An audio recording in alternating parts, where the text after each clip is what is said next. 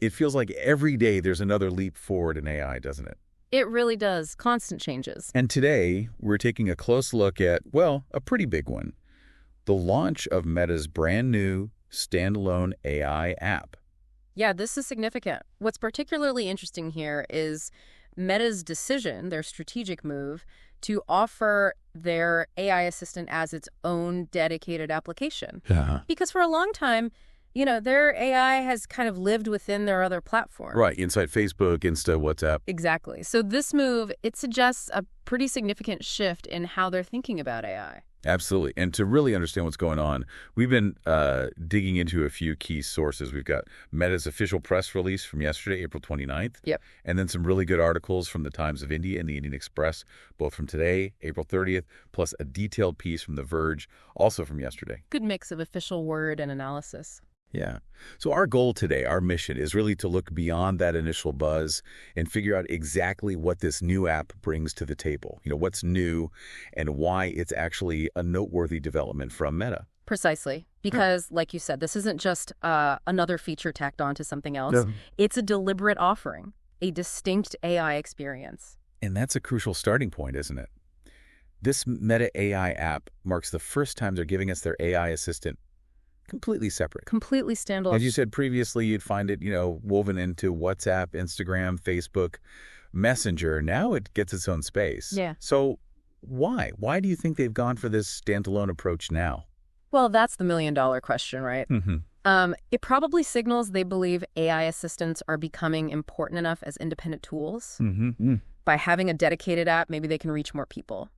People who aren't, say, heavy Facebook users but are curious about AI. That makes sense. Oh, right. Broaden the reach. Yeah, and it also gives them more flexibility, for developing features just for the AI, for branding it separately. Okay, that makes sense. Now, actually getting the app sounds pretty straightforward. Seems to be. It's available for both Android and iOS devices. So, Yeah. Google Play Store, Apple App Store, standard stuff. Right. You do need an account to use the features, apparently. Yeah. But they seem to have streamlined that. Yeah. Especially if you're already using Meta stuff. Yeah, the sources mentioned you can create one quickly using your Instagram login. Oh, handy. What's also interesting, though, is the cost, or lack thereof. Unlike some competitors, there doesn't seem to be a subscription fee right now. That's a key point, yeah, in this market. Definitely a differentiator. Could just be, a strategy to get people using it first. Build up that user base. Get people hooked. Maybe. It does make you wonder about the long-term plan for making money from it, though. Definitely something we'll have to watch. Okay, so it's on your phone, but it's also becoming like the hub for Meta's whole AI world, right? It seems that way. It's now the main companion app for their Ray-Ban Meta AI glasses. Ah, replacing the old MetaView app. Exactly. And it's linked up with Meta.ai, their website version. So the idea is you could, say, start talking to the AI through your glasses, and then later you can pick up that same conversation in the app, on your phone, or even on the web. That's the promise, that kind of seamlessness. That feels pretty useful, actually. That interconnectedness, yeah. That's a big potential plus for anyone already using Meta's products. It points towards a more unified, sort of fluid experience across different devices. Okay, so what's actually powering all this? What's the engine? It's Meta's own Llama 4 large language model. Llama 4. We hear LLM thrown around a lot. So basically, Llama 4 is the AI brain. Pretty much, a very sophisticated one. It's what lets the app understand you, talk back in a way that feels more natural, hopefully more human-like. And give better answers, more relevant ones. That's the goal, yeah. More tailored to what you're actually asking for.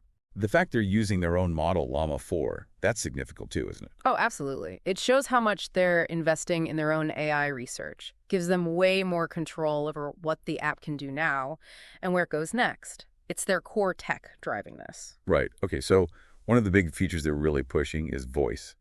Talking to it. Definitely. The app has a dedicated voice mode, which, sounds incredibly useful if your hands are busy, maybe cooking or something, and you need info or want it to do something. Yeah, hands-free interaction. They mention you'll see a microphone icon when it's active, so you know it's listening. Good. And it's not just simple commands, is it? Like, what's the weather? No. They've apparently integrated voice with other AI stuff in the app, like generating images or editing them. Wait, so you could describe an image you wanted to create using just your voice? In theory, yes. Or ask it to tweak an image that's already there. all using voice commands. Wow. Okay. Now, here's where it gets even more futuristic, maybe. Hmm. They've built in a voice demo, something called full-duplex speech technology. Right. Full-duplex. You can toggle it on and off to try it out, they say. Yeah, so think about older voice assistants, where you talk. Wait, it talks? Wait. Yeah, that clunky back and forth. Exactly. Full-duplex tries to make it much more like a real chat, where you can sort of talk over each other a bit, interrupt naturally. And it can still follow along and respond? That's the aim. Respond more naturally with its own generated voice without those awkward pauses. It's about flow. That does sound like a big step up. Making it feel less like talking to a computer. For sure. More like an actual dialogue, more intuitive. But there's always a but, isn't there? Usually with new tech demos. This full duplex demo isn't quite ready for prime time. Right. The sources are clear on that. It currently can't access the live internet. So no real-time info like news or sports scores through that demo mode. Okay. And Meta's pretty open that there might be technical glitches. It's really a preview, a taste of what they're working toward. Got it. An experiment. Exactly. And the feedback they get from people trying this demo, that'll be gold for refining it before they roll it out properly. Makes sense. And speaking of rollouts, these voice features, including the demo, aren't everywhere yet, are they? No, initially it's the US, Canada, Australia, and New Zealand. Okay. They seem to be taking a phased approach, which is smart, really. Yeah, test it out, iron out the kinks. Exactly. Monitor how it performs, get that user feedback in those first few countries before, unleashing it globally. Sensible way to launch something this complex. Okay. So beyond just answering questions, Meta AI is supposed to get smarter about you, right? More personalized. That's a big claim, yeah. They say it's designed to learn about you over time, to give more relevant, more helpful answers. How does that work? Well, partly you can explicitly tell it things like, remember I prefer aisle seats, or I'm learning Spanish. Ah, so you can give it specific instructions to remember, like training your own assistant. Kind of, yeah. But it also apparently learns just from the context of your chats, picking up on important details without you having to spell everything out. And does it use your other meta info too?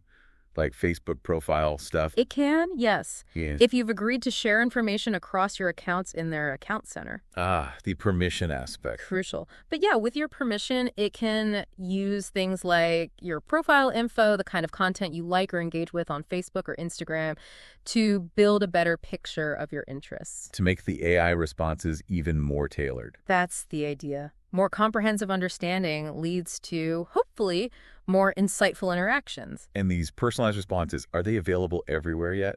Currently, just US and Canada for this enhanced personalization feature. Okay. And they also note it's even richer, the personalization, if you have linked your Facebook and Instagram accounts together in that account center. Right, because it can draw from both places then. Yeah. They're really leveraging that whole interconnected ecosystem they have. Definitely. It gives them a data advantage, potentially, for creating that tailored AI experience. Okay, now this next feature sounds different. Quite unique for an AI app. Something called the Discover feed. Yes, the Discover feed. It sounds almost like a social media feed inside the AI app. What was your first thought when you read about that? It was interesting. A bit unexpected, maybe? Yeah. It suggests Meta sees AI interaction not just as, me talking to the AI, but also as something you explore, learn about with the community. Blurring the lines. Yeah, between personal AI and social interaction. It's a deliberate move, seems like. So what is it exactly? It's a place where you can share prompts, like the questions or commands you give the AI. Apparently, yes. And you can see prompts that other people are sharing, see what's popular. And you can interact with those shared prompts. Comment. Like, comment, share them, and even remix them. Remix them. What does that mean? Sounds like you can take someone else's prompt, maybe tweak it a bit, and try it yourself. It encourages you to build on what others are doing. Oh, that sounds quite cool, actually. A way to get ideas and see what the AI can really do. That remixing part feels very collaborative. It is clever, isn't it? It could really spur experimentation. Users building on each other's ideas, finding new ways to use the AI you wouldn't have thought of alone. Yeah, lowers the barrier, maybe. Makes it less intimidating. Could be. And fosters that sense of collective learning. But crucially, you control what gets shared. Right? It's not posting your private chats automatically. No. Meta is emphasizing that nothing gets shared to this feed unless you choose to post it. Okay, that's important. User control. privacy. Absolutely critical for people to feel comfortable. It's strictly opt-in for sharing. So Meta's angle here, they're thinking, is that this Discover feed will help, what, demystify AI, show people what it's capable of. That seems to be the idea, learning by example almost, seeing real-world uses. Do you think this social angle could actually be a key thing for getting more people to adopt AI? Make it less nerdy or abstract? It definitely has that potential. Seeing practical examples, seeing your friends maybe share cool prompts that can make it feel much more accessible. Less like complex technology, more like a tool people are actually using. Exactly. It's a form of social proof, isn't it? And that collective learning aspect could be powerful. Okay, shifting gears slightly but connected. Those Ray-Ban Meta AI glasses we mentioned. This new Meta AI app is now the main app for them too, right? It's absorbing the old MetaView app. That's right. It's a consolidation. So if you're already using the glasses, when your app updates to this new Meta AI app, Yeah. all your paired glasses, your settings, your photos, videos you took with the glasses, it all just moves over automatically to a new Devices tab in the app. Okay, so it should be a smooth switch for existing users. Sounds like it. Just simplifies things. One app to manage both the AI assistant and the smart glasses streamlines the whole experience. And you mentioned being able to switch between using AI on the glasses and the app. In some countries, yes. You can apparently interact with Meta AI through the glasses, maybe start a chat, Okay. and then later you can see that conversation history and continue it within the app or on the meta.ai website. So the conversation follows you across devices. To an extent. It works that way, starting on glasses, continuing in app web history. The other way around, starting in the app web and picking up live on the glasses, doesn't seem to be there yet. But the history syncs. Still, that move towards integration is clear. Very clear. It really underlines Meta's vision of AI being, always there, ambient, adapting to whatever device you're using. And it feels like Meta definitely sees AI as both software and hardware. These glasses are positioned as a key piece of hardware for their AI future. Absolutely. That integrated strategy is important. Having a physical device like glasses offers a unique way to interact with AI hands-free out in the world. It's a different form factor. Right. Okay, one last area. Meta AI on the web, meta.ai, that's getting an upgrade too. It is. It's basically catching up with the mobile app in some ways. It's getting those voice interaction features we talked about. So you can talk to it on your computer now too. Seems so. And that Discover feed, the social part, that's coming to the web version as well. So consistency across platforms, phone, web, maybe glasses. Exactly. Makes it more accessible, more convenient, wherever you happen to be working or browsing. And they've tweaked the web interface. Yeah. Made it better for bigger screens. Yeah, optimized for desktop use, for workflows you might do on a computer. Including image generation. Yes, they highlighted improvements there too. More built-in presets for creating images, and apparently more detailed options to fine-tune the look style, mood, lighting, colors. Sounds like more creative power on the desktop version. Potentially. Yeah, makes sense. Optimizing for productivity, creative tasks broadens Meta AI's usefulness beyond just quick mobile queries. Could appeal to creators. And they're testing something else pretty interesting on the web, right? Document stuff. Oh yeah, this sounded quite powerful.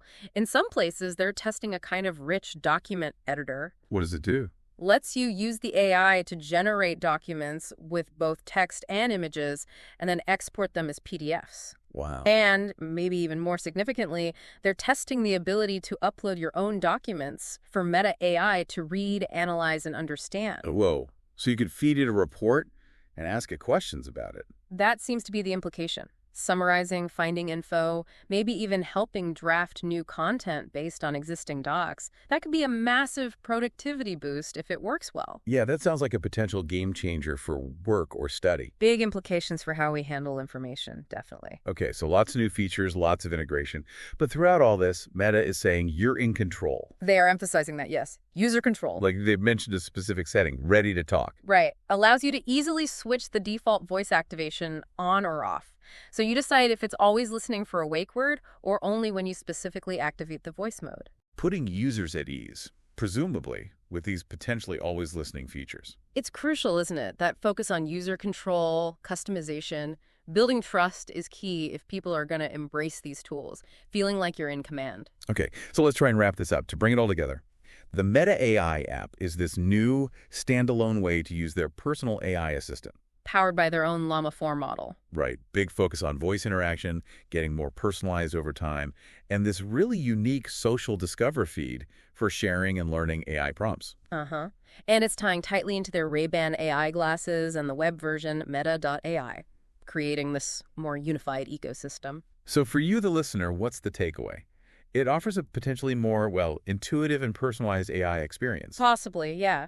And that Discover feed gives a really fascinating peek into how other people, a whole community, are actually using this stuff, exploring what it can do. Which brings us to our final thought for you to chew on. With this blend, this increasing mix of personal AI and social interaction, this idea of learning about AI by seeing what others are doing, how might that change things? Yeah, how might it reshape not just how we use these assistants day to day, But maybe even our basic understanding of what these AI tools can do for us in the future. it's not just about the AI talking to you anymore, is it? No, it's about how we, collectively, learn to wield this technology. Something to think about.